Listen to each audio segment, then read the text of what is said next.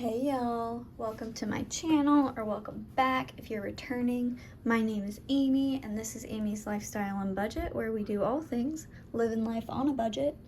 In today's video we will be doing it's going to be my budget closeout, because I'm doing essentially expense tracking to see hey, where am I spending my money, because it's super important in order to know, or it's super important for you to know where you spend your money in order for you to be in control of your money. So if that's something you want to see, keep on watching, and I'm going to throw in an added bonus of building a budget from using just pen and paper, because I didn't last week. So it'll be a fun little exercise to just build it out, and then also we can see how we did next to this, what my typical budget is. So anyways, without further ado, let's get on into it.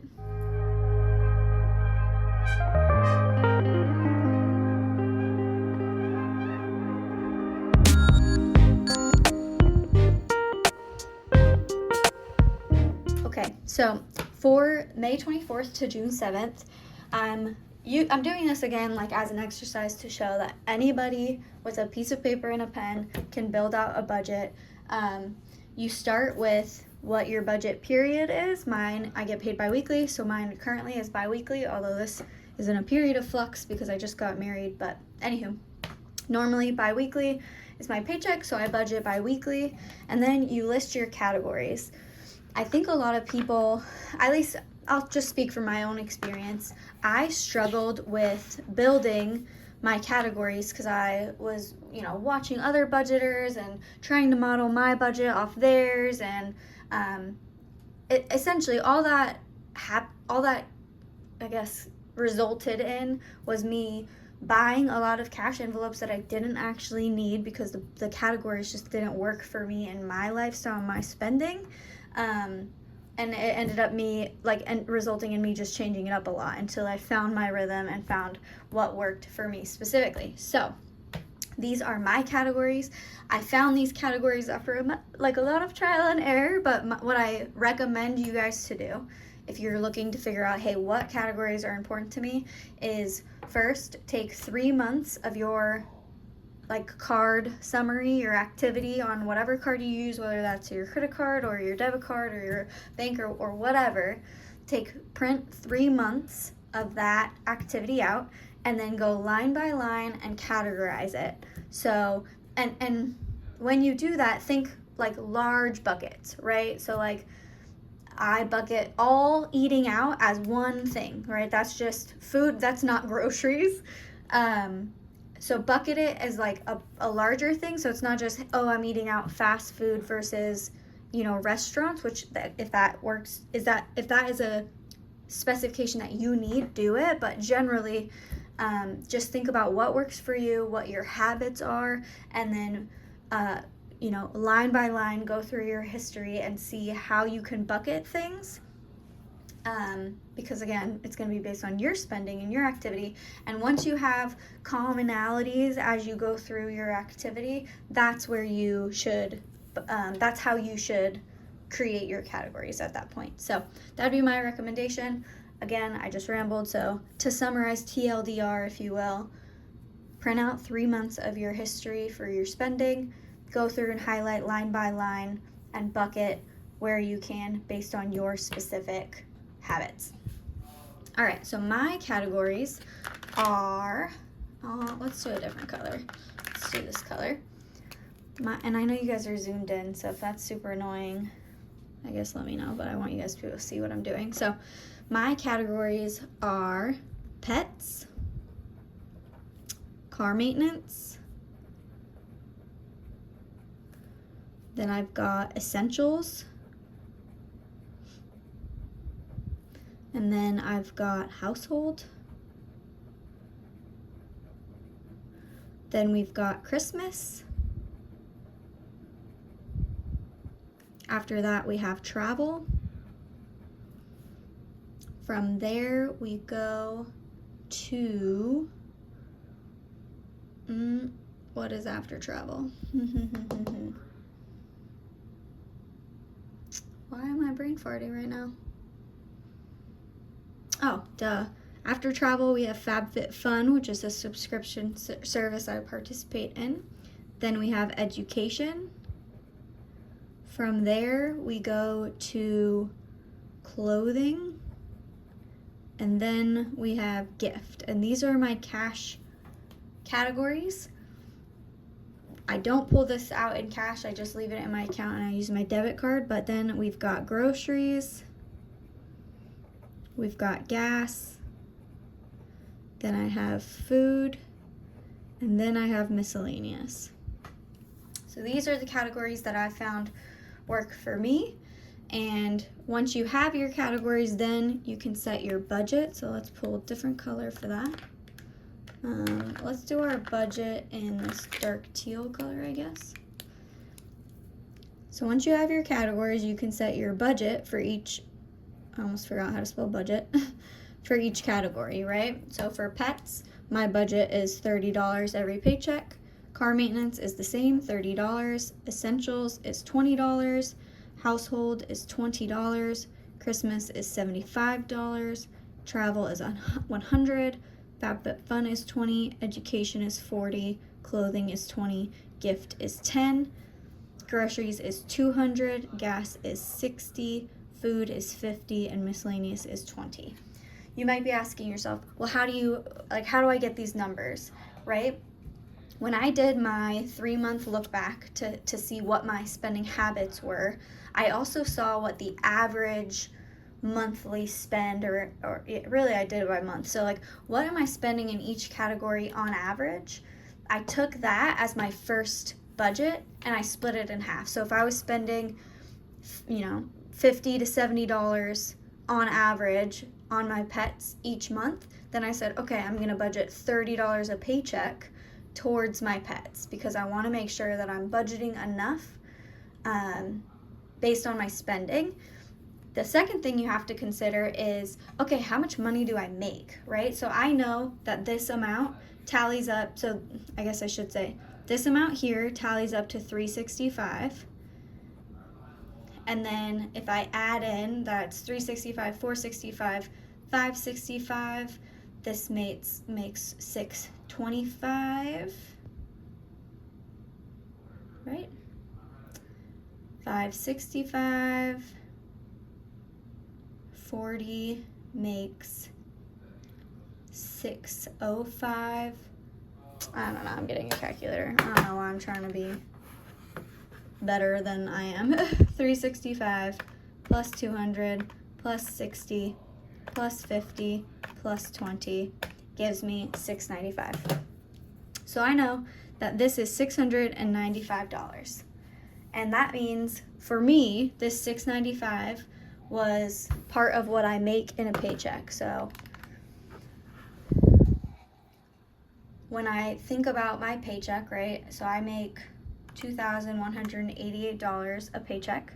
I subtract all of my bills, which I know because I did the same thing, right? I looked at all my bills, I saw what the average expense was, and I budget that every single paycheck. So I know that that leaves me $1,288 to, I'll say, like, play with. When I subtract the $695 for all my categories, that left me with $593, and that $593 was what I was putting towards savings. So really I did that backwards. I set my savings target first, and then based on what I had left to split, right, for my day-to-day, everyday spending, that's how I allocated these categories, this budget. So again, like, to reiterate, right, I looked at, hey, what was my average expense? What is my actual monies? Like, what dollars do I have each paycheck to play with? And how can I allocate that based on my priority for category? How do I allocate that between these categories so that, one, I'm not overspending frequently, because sometimes I still do, but I'm not overspending and I'm being really intentional with my money. So that is how I came to this budget, and this budget is what I've stuck to for the last, I don't know, maybe like year give or take. So it's worked for me, right? And that's why I have it memorized for what I usually am putting away. All right, moving on. By this point, I would have already done my cash stuffing. I'd have money in my envelopes. And now it comes down to your expense tracking, which is the whole point of this video, right? I'm doing a budget closeout. So I set my budget, I did my cash stuffing, I went and, lived my life for the last 2 weeks, and now we need to see how I actually did with my spending based on what I committed to doing. And you're not always going to be perfect, right? But the point is to just be mindful of where you're spending. And if you're consistently over budget, then it's a signal to you that you need to reevaluate where you're putting your money because something's not working in your budget. So it is super duper important for us to be doing a budget closeout because it's not enough just to plan for it. We actually need to see what's happening based on our plan. So without further ado, I'll grab another color. And we'll say, what is our over under for this pay period based on our budget? I went ahead and looked at my card activity and then categorized kind of what I had going on. So I guess before I do over under, I'll do my actuals. We'll do actuals and then we'll move into over and under. So in pets, I didn't spend anything, so my actual was 0. Car maintenance, I didn't spend anything, my actual was 0. Essentials, nothing, my actual was 0. Household, I spent $35. Christmas, I spent $78. Travel, I spent $1,302. FabFitFun, nothing. Education, nothing. Clothing, I spent $43. Gift, I didn't spend any. Groceries, I spent $333. Gas, I didn't spend any. Food, dang it, I did that wrong. So for groceries, it should be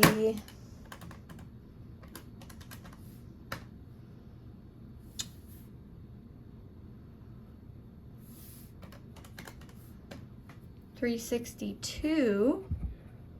Food is $101, and miscellaneous is $63. So this looks like I overspent in a lot of categories.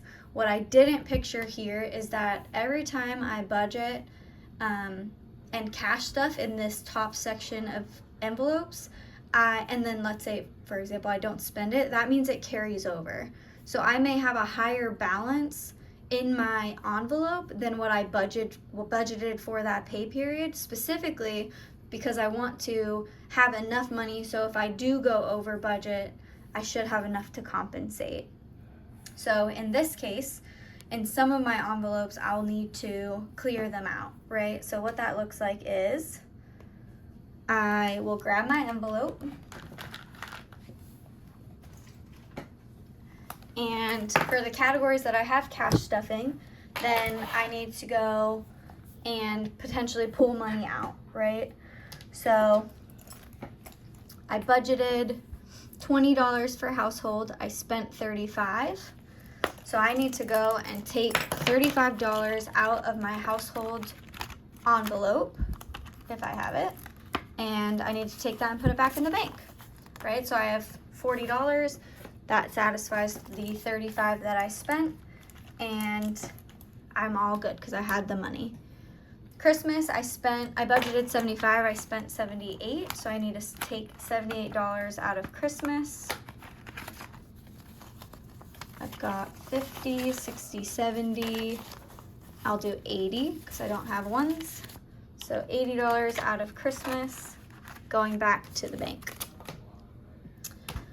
Travel, I budgeted $100, I spent $1,302 because I booked flights for a vacation later on in the year for my husband and I. He obviously comes in with half of that. We're still in the process of combining everything. But for travel, I have $200 in my travel folder or envelope. So I'll take that $200 and take it to the bank. And I know that I was over in this category. We'll do orange. So this is our over under.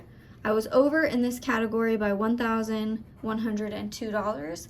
And what that means is that money's coming from my savings now, or whatever buffer, right, you use. that money is coming from my savings, which I knew when I made this purchase was the plan. But it's important to see, okay, I overspent, like I need to cool my jets, right? Moving on to clothing, I budgeted $20, I ended up spending $43, so I need to grab $43 from clothing. I only have $40, so I was $3 over. Luckily that $3 was made up just by not having change in some of the other envelopes, but it's important to know, right? I'm overspent in this category. Then we have some of my categories that I don't have envelopes for because I have a buffer in my checking and I just use my debit card, right, to pay for those purchases. They're too variable for me to want to cash stuff, and I don't, like some grocery stores don't even take cash anymore. For example, my like local Walmart store doesn't. So I use my debit card for that. You can see I budgeted $200, I spent $362, so I'm $162 over budget in that category. For gas, I budgeted $60, didn't spend any, so I'm under budget there. Food, budgeted $50, I spent $101, so I'm $51 over budget there. And then miscellaneous, I budgeted $20, I spent $63, so I'm $43 over there. So when I look at this and I tally up, this is a tough week for me, which just illustrates the importance of being on top of your budget. But I overspent by $1,361 in total, and all of that is coming from my savings. So if you didn't have a savings, if I didn't have a savings, I would be in debt by that amount, which is obviously not where I want to be. And so luckily I have a buffer, and I was able to pull from my savings to I guess compensate for my overspending. But if I were to consistently do this over and over and over again and not ever put anything in savings and not have a buffer, I'd be in really big trouble because my spending is not where I want it to be. My behavior, I'm still working on it, but again, super important to budget. So I know that this was a very lengthy video. I just wanted to go over that you can just budget with pen and paper, really simple. It doesn't have to be complicated. You can use regular mailing envelopes to get started. And again, it's all about changing behavior, keeping yourself accountable, and keeping yourself honest. So thank you guys so much for tuning in. I'll see you guys in my next video. Bye.